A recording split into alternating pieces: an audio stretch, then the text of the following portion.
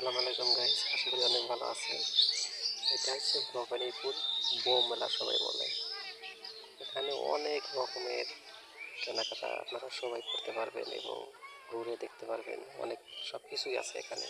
দেখেন কত মানুষ এখানে এসেছে। সবাই ভিডিওটা দেখেন, সম্পূর্ণ কিছু দেখতে পারবেন। দেখেন অনেক মানুষ।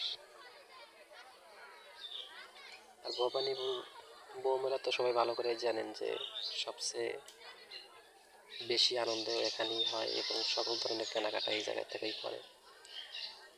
কিন্তু ভাই একটা জিনিস কি, বউ কখনো এখানে পাইবেন না। বইয়ের ঠিকই, কিন্তু বউ পাইবেন না।